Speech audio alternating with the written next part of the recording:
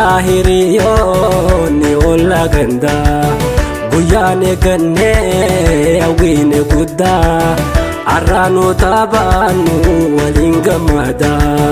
Firahiriyoonni olla ganda guyyaane ganne awwiine guddaa arraanu taphaannu waliin gammada.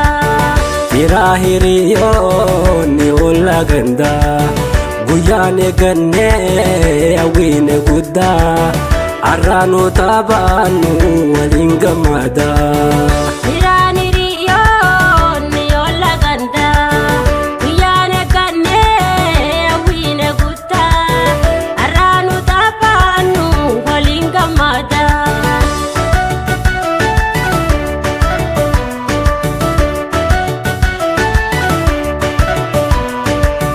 Naaf jaalaleentoo walallagachuu hara wal garruus wal sosodaachuu halaala abdii fi yaadaan jiraachuu arraadana oobaa fanna nolachuu.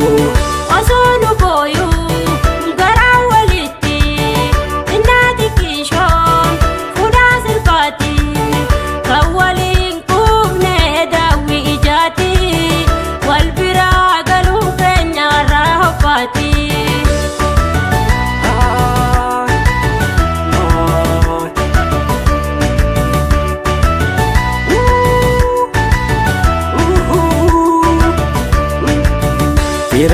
Firahiriyoonni olla ganda guyyaane ganne awwiine guddaa arraanu taphaannu waliin gammada.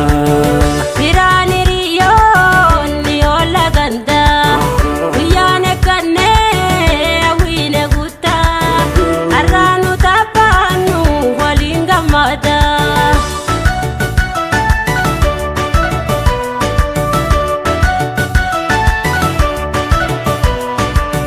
Hiriyoonni koo kaanis dhiichisa kaanis ililcha kaanis gweddisa cidha koo tolchaati naafis midheessa konfoolummaa meena wajjin gaggeessa.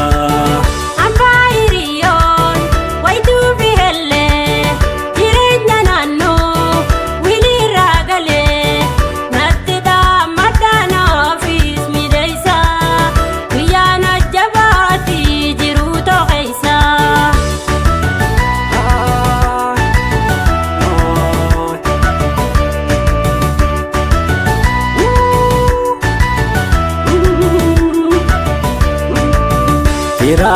Firahiriyoonni olla ganda guyyaane ganne awwiine guddaa arraanu taphaannu waliin gammada.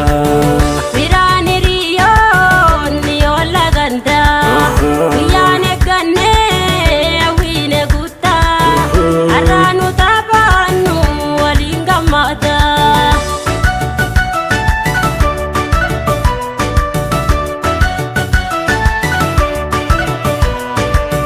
Guyyaan qoftummaa tihoo baqadhu guyyaan eenyummaa qotii hubadhu bahaa bultiidhaatis konyeerra godhu jireenya haaraa itti tarkaanfadhu.